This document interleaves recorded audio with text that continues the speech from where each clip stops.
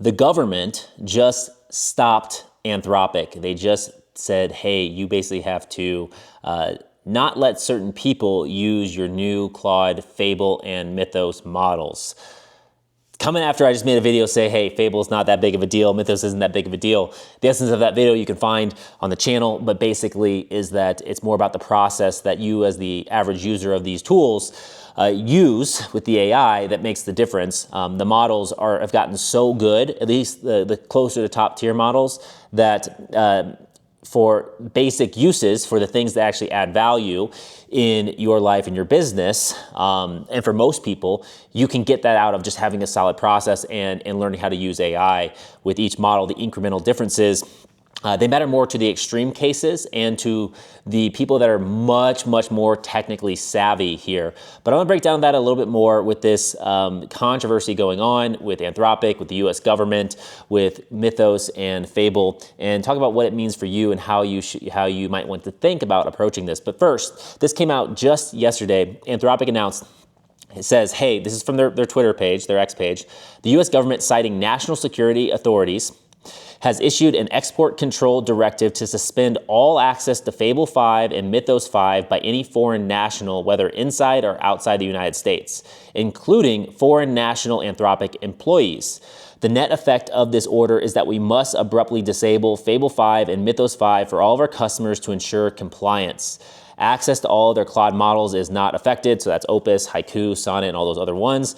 We apologize for this disruption to our customers. We believe this is a misunderstanding and are working to restore access as soon as possible. They have a full statement and whatnot. And so this is a problem because some of their main guys, Karpathy, right, who's a big player in the AI space, there's tons of stuff from him, just joined Anthropic, and I don't think he's a US citizen, right? And so there's pros and cons here. Like, one, I understand the government wanting to protect its interests, and it wants to protect itself from having companies within the United States create products and services that can be used by people whose interests don't align with the United States to potentially harm the United States or gain an advantage or gain leverage here, right? I get that general sentiment. It kind of sucks with government and regulation, where they try to control and who gets access to new tools and things like that. I mean, my background is in crypto, which is all about open source, right? If you can anyone can access the technology, and there's pros and cons to that. A lot of the cons are governments can't control it, and they don't want something like that's super powerful with AI to get into the wrong hands and be used against them. Now, do I necessarily think Mythos and Fable are those tools, are those things? Not necessarily, right? I've used it when it was out, when it was available. It's no longer available. So I've used it. It's powerful. It's cool. Each model, it gets better and better. But again, it still has some of those same flaws that AI currently has. It makes mistakes. It doesn't have enough context. It optimizes for the wrong things. You still have to be an operator, and you still have to guide AI. I mean, we have self-driving cars now, but you still got to have some human intelligence behind that. So we're not quite there with any of these publicly available AI models to where there's AGI.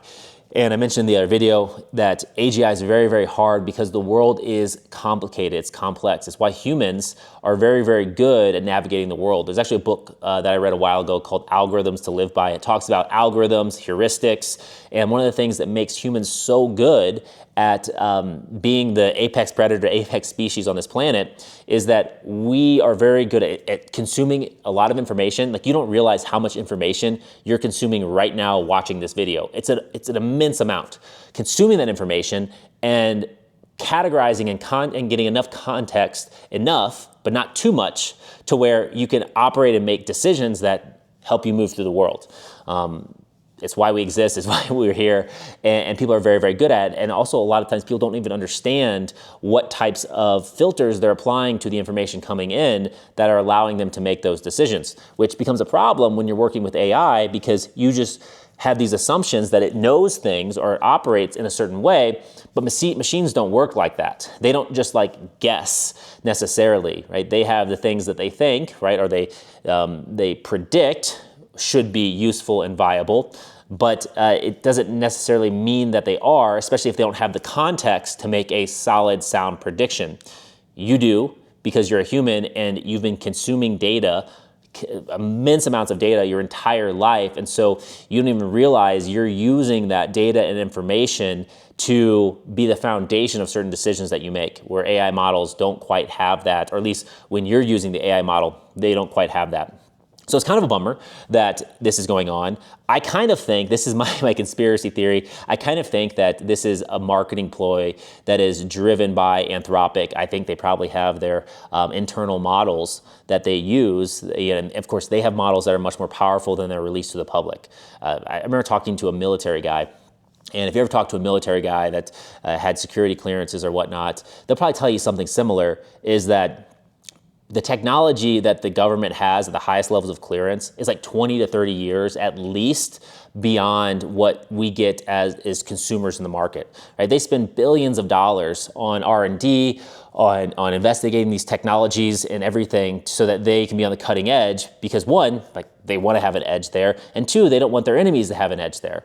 There's a book I read by, I think it was Ann Jacobson, I think that was her name. And it was about not Operation Paperclip. She has a book on that, but it was basically about ESP, right? It was called Phenomena. That was the book, and very fascinating book. But it was basically about how in the early 50s, 60s, 70s, like the rise of the CIA and all of that, they started hearing about phenomena, right? People being able to astral project, people being able to get access to information that, like, you wouldn't think they'd be able to get access to. And so they did studies, they invested a lot of money into this, and part of what they were doing this is, one, because they can be used as a weapon, right? It's a national defense problem if there is actually this thing out there, people have these capabilities where they can be over in Russia, right? Russia was the big problem at the time. Be over in Russia and astral project into CIA government headquarters, the White House, and get information from that, and then of course report that to their governments, okay? Because those are some of the stories. So they had to understand this. They had, and I think even part of this book, this led to the development or the the release of mushrooms, right? Psilocybin and psychedelics. That was part of the process to see, hey, how does that influence the human mind, perception, and all that kind of stuff. Very fascinating book. And the conclusion from this book, based upon released CIA files, was that the phenomena does exist. Things like ESP does exist, and they couldn't quite figure out, at least from what was released, what or how and why some people can do it, why other people can't. And they basically did studies where they had people who had claimed ESP abilities try to identify information that existed, right, but just through their ESP, to where the only way they could know the thing that they know the thing that they knew, get the information, is from some sort of extrasensory projection, right, or perception. And they basically found that yes, it works. Yes, it's legit. Right? It's a thing. Some people have more capabilities and skills than other people, right? Just like superhero movies, right? Some superheroes have better powers than other ones, basically like that. But that there was an accuracy problem. And so they couldn't rely solely on ESP, at least what they released, to get the information, because even someone who demonstrated in scientific controlled experiments that they're tapping into something that they couldn't explain by the experiment, like the person wasn't guessing, there wasn't tells or anything like that was allowing them to get the information, it wasn't always 100% reliable. And so they couldn't lean on just that information to make their decision, make their strategic defense decisions and all that. Fascinating stuff, wild stuff. Well, it's a similar thing that's kind of playing out here with this, is the government's got their hands in it. Right? This is a national security threat. This is an existential threat, because it gives access to information and tools and resources to the masses. And I think that's really what it is at this point in time. Yes, there is the threat of AI becoming AGI, getting smarter than us and taking over, right? That is something that is talked about a lot. I don't have a solution for that other than shutting down all AI processes, all AI companies and everything like that. But I don't think that's going to happen. Just knowing human nature and just knowing that this thing exists, I don't think that's going to happen, right? Who knows? Who knows? I wrote about that in my book, which, by the way, you can check out below. There's a link below to my new book, Send It Over, Master It, where I talk about some of this stuff, as well as a link to the arsenal where you can learn more of these AI skills. So clearly I'm in the, hey, AI is a tool, it's a resource, it's available, it's out. you might as well learn how to use it. You might as well learn what it is. You might as well learn the pros and the cons and all that and see where it fits. But obviously, knowing how to use that is best. And so anyways, I think what's happening here is Anthropic and the government have kind of been going back and forth, right, for a bit. And Anthropic's been hyping up how powerful Mythos is and all of that. And the government, they probably want to control what information the masses have access to. And that's the key thing. It's information control. Because if you have access, if the masses have access to something, the average user, it's not going to do much for you. Let's be fair, okay? It's just if enough people get access to it, the collective awakening or certain individuals in a large enough group of population are going to get an idea. AI is going to be able to help them with that idea, and that idea turn into a product, turn into information, turn into distribution, whatever it is, that could be a threat. And if the government can't fully understand and control what that is, that makes them fearful. When they're fearful, what do? They try to shut things down, right? They try to shut down, control, and prevent access. And there's some good sides, right? Like, hey, certain things probably should be slowed down.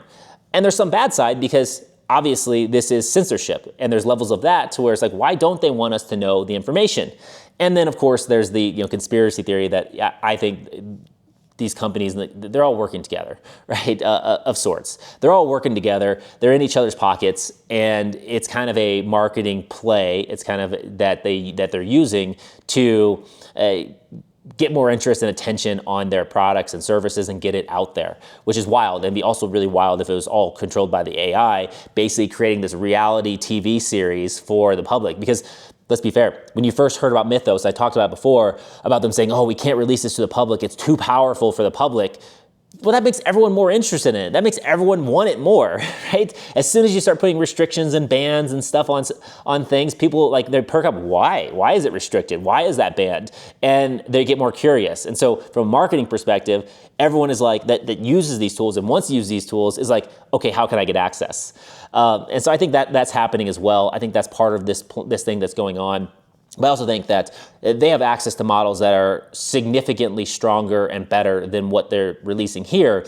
And what happened was probably, of sorts, I'm just guessing, right? I don't know any of this stuff.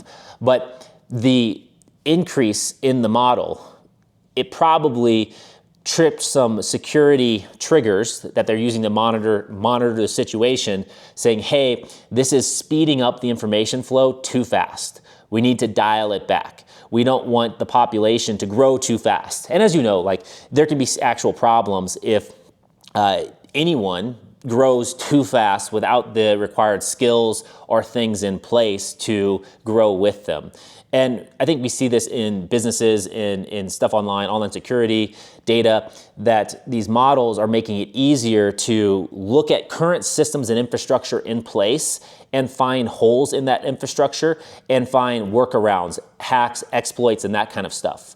And so there's a balance here that needs to be struck, whether it's good or bad, it just is, that we want technological development, we want advancement, but also if we have the ability to control and modulate the release of that, we might need to lean into that a little bit, right?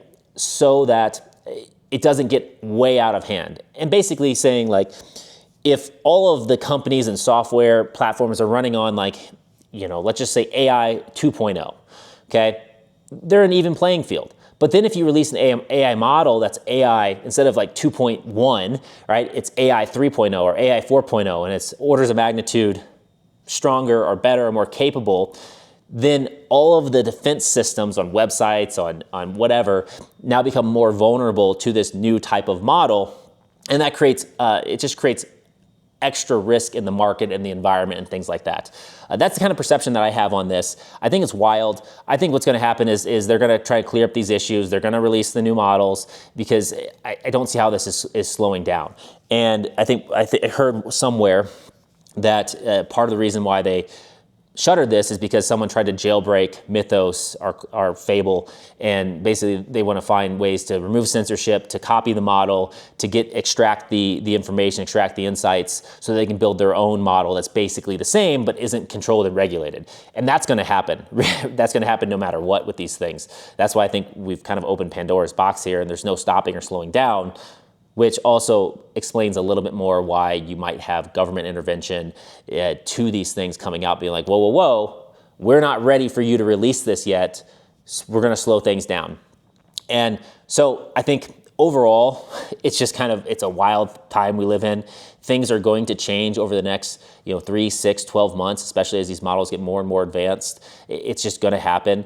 But we are entering into territory where the advancement of this stuff is happening faster than we can keep up. And it's exciting, right? There's a ton of opportunity here, but it's also like, hey, you got to proceed with caution here. And so I don't think you should get too hung up on this right now. Use the resources that are available, but learn about these things, learn about these tools, and learn how to start working through them, because I don't think they're going away. They obviously are demonstrating they're very, very powerful, and that they can solve a lot of problems. They can also create a lot of problems, and a lot of the stuff people are building with stuff is AI slop, but there's some real innovation happening, and there's some real opportunities for you. So what should you do about this? I can't give you that exact answer.